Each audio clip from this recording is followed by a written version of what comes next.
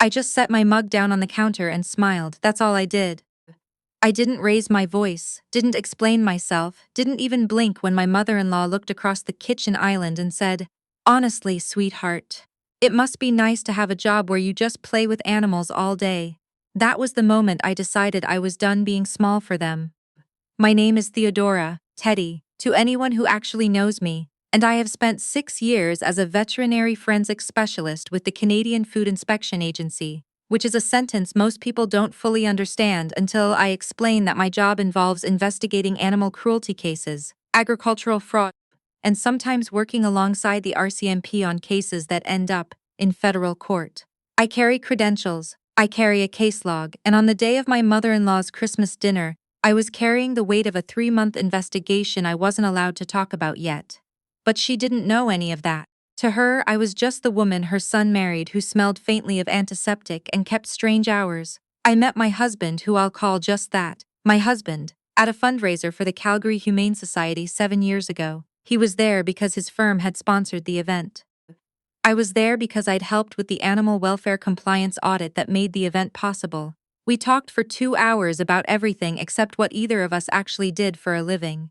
He was kind, genuinely curious, quick to laugh. I thought I'd found someone who saw me. And he did see me, he still does. The problem was never him. The problem was the family he came from. His mother, I'll call her what she was, my mother-in-law, had grown up with money and married more of it, and she wore that fact like a second skin. She was the kind of woman who referred to tradespeople by their first names, and doctors by their last. And she had decided somewhere in the early months of my marriage that I was charming but not serious. A good wife, sure, smart enough, but not someone whose work counted as real work. Her husband, my father-in-law, was quieter about it. He would ask about my job with genuine politeness at dinners, then nod at my answers in a way that made me feel like I was describing a hobby. And their daughter, my sister-in-law, Penelope, 3 years younger than my husband, relentlessly competitive in a way she didn't seem to notice, had taken to referring to my career as the animal stuff in a tone that somehow made 2 words carry the weight of a sigh. For 6 years I absorbed it. I told myself it didn't matter. I had my work, I had my husband, I had colleagues who respected me and a role I was proud of. What did it matter if his family thought I spent my days cuddling rescue cats? It mattered, I just didn't admit it yet. The dinner that changed everything happened on a Saturday in early December. My husband's family had a tradition, Christmas gathering, the whole extended circle, held at my in-laws' house in Springbank. Long table, good wine from their cellar, his mother's standing rib roast that she'd been making since 1987. It was the kind of evening where everyone dressed up a little more than necessary, and his father told the same story about the time he'd skied Whistler in a blizzard, and everyone laughed exactly as long as they were supposed to. I'd been called in that morning. A case I'd been working for 11 weeks. A large-scale cattle operation in southern Alberta with suspected documentation fraud and credible reports of systematic inhumane handling had broken open overnight. A whistleblower inside the operation had made contact. The evidence package was coming in. My supervisor needed me at the regional office to receive it and begin the chain of custody documentation before the lawyers arrived Monday morning. I went. I stayed for 4 hours. I got home 40 minutes before we were supposed to leave for dinner, changed out of my field clothes as fast as I could, and told my husband everything I was allowed to tell him, which wasn't much. He held my face in his hands for a second and said, "You okay?" I said yes, I meant it. At dinner, I was quiet. Not cold, not absent, just inside myself in the way you get when you've spent a morning handling material that will eventually help put someone in front of a judge. I drank my wine slowly and listened to the table and answered questions when they came to me. The question that started everything came from Penelope. She was telling the table about a colleague at her firm who'd just made partner. A woman who'd, according to Penelope, completely reinvented herself after leaving a nonprofit. The comment that followed wasn't directed at me, that's what she'd probably say now. But she looked at me when she said it. Some careers just have a ceiling, you know? And the smartest people figure that out early and pivot, before they waste too much time on something that was never going to go anywhere. My mother-in-law nodded. It's about understanding where your skills are best used. My father-in-law cleared his throat in a way that I'd learned meant he agreed but preferred not to be on record. I sipped my water. My husband looked at me across the table. I gave him the smallest possible shake of my head. Not now. Teddy, Penelope said, turning to me with the brightness she reserved for questions she already knew the answers to. You've been doing the vet thing for a while now. Do you ever think about doing something more with that? Like going back to school, or moving into actual medicine? Actual medicine. I set down my glass.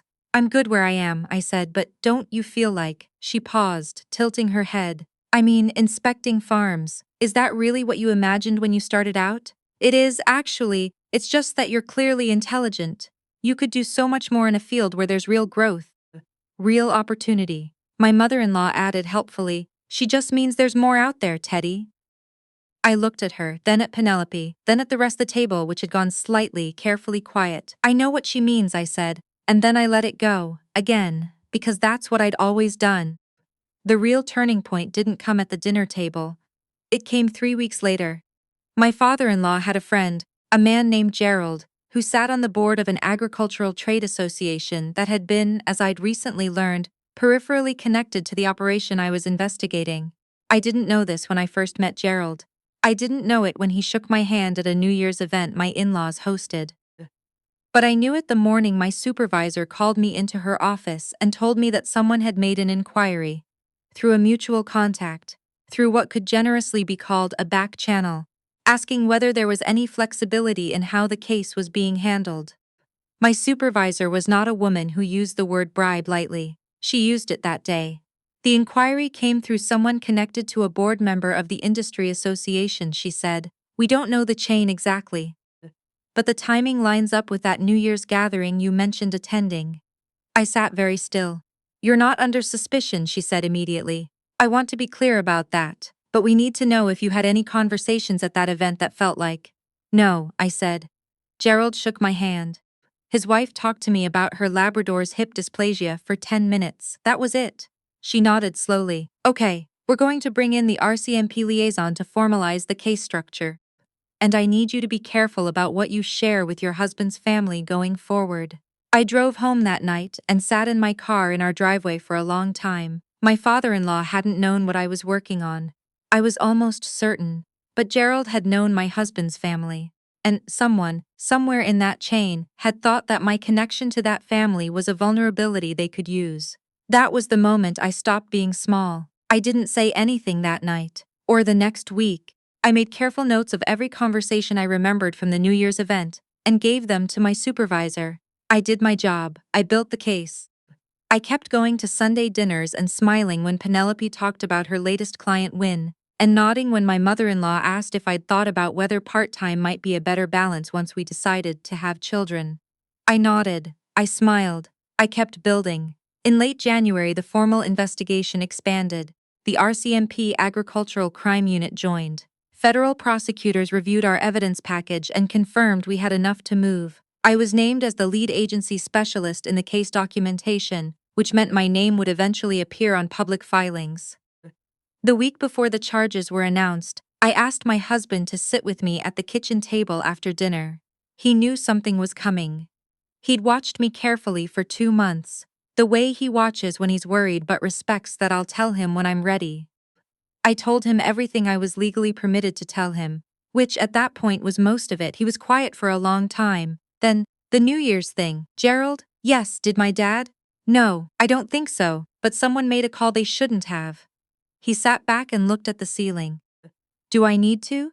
You don't need to do anything right now, but when this becomes public, your family is going to see my name on it. I wanted you to hear it from me first. He reached across the table and covered my hand with his. I'm proud of you, he said.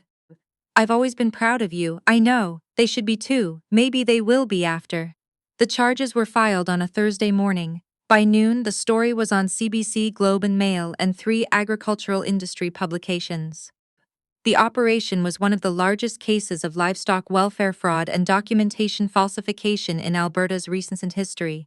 The potential fines ran into the millions. 2 individuals faced criminal charges under the Health of Animals Act. A third was named in a separate obstruction inquiry. My name was in the second paragraph of every article. That Sunday we went to dinner. My mother-in-law had made her roast chicken with herbs from her greenhouse. The table was set the way it always was. cloth napkins, the good water glasses, a candle my father-in-law had been relighting in the same spot for 20 years. I sat in my usual chair. My husband sat beside me. Nobody said anything about it at first. Then my father-in-law, who had been unusually quiet since we arrived, set down his fork and looked at me. I read the piece in the Globe, he said. I met his eyes. Okay, you've been working on that since September? Since October formally, but we had early indicators before that. He nodded slowly. That's a significant case. Yes, I said, it was. Penelope was looking at her plate. My mother-in-law picked up her wine glass, set it down without drinking, and said quietly, "Why didn't you ever say all those dinners? All those conversations?" I couldn't, I said. Active investigation. I couldn't discuss the details with anyone outside my team, but we're family, which is exactly why I had to be more careful, not less. She looked at me for a long moment. I watched something shift in her expression. Not embarrassment exactly, more like a slow recalibration. The way a room sounds different when you realize the walls are thicker than you thought. Gerald, my father-in-law said quietly. Not a question. I can't speak to the inquiry specifics, I said. He nodded once, he didn't ask again. Penelope finally looked up from her plate. The CBC article said you were the lead specialist. Yes, she was quiet. Then carefully, That's really impressive, Teddy, thank you. It wasn't an apology. None of them said I'm sorry, and I had stopped expecting one. What I got instead was something that felt more true than an apology anyway. The quiet, slightly uncomfortable recognition that they hadn't known who they were talking to, that they had misread the room they were sitting in for 6 years. That was enough. The case concluded the following spring. The operation faced federal penalties totaling nearly $3 million. The two individuals charged were convicted on documentation counts. The obstruction inquiry concluded without criminal charges but resulted in the trade association restructuring its conflict of interest disclosure protocols. I gave a presentation on the case methodology at a federal agricultural enforcement symposium in Ottawa in April. My supervisor introduced me as someone whose patient, precise work had been central to the outcome. Afterward, a senior prosecutor from the Department of Justice shook my hand and said he hoped we'd work together again. I flew home on a Thursday evening. My husband picked me up from Calgary International. He had coffee from the good place near our house, which he knows I want after a flight even when I say I'm fine. He handed it to me through the car window before I'd even gotten my bag in the trunk. How was it? He asked when we were on Deerfoot heading south. Good, I said. Really good. They treat you right? They did. He merged lanes and was quiet for a moment. Then, my mother called while you were away. Yeah. She wanted to know if you'd be up for dinner when you got back. Said she'd like to hear about the conference, if you wanted to talk about it. I looked out the window at the city lights sliding past. I thought about all the Sunday dinners. All the careful smiling, all the questions about whether I'd considered something with more growth potential, more opportunity, more ceiling. Sure, I said. I'd like that, and I meant it. Not because everything was erased. Not because 6 years of being quietly dismissed had been undone by one case and one article in the Globe, but because people are capable of seeing more clearly when something makes them look. And because I had decided a long time ago that I wasn't going to burn anything down that didn't need burning. Some bridges are worth keeping. You just have to be willing to stand on them at full height. My mother-in-law made her roast chicken again. The herbs were from the same greenhouse. The candle was in the same spot. But when I sat down that evening and she poured my wine before I'd asked, and simply, without ceremony, I'd love to hear what you've been working on, Teddy. Really. I felt the weight of 6 years lift just enough to breathe. I set down my glass. I looked at her, and I told her.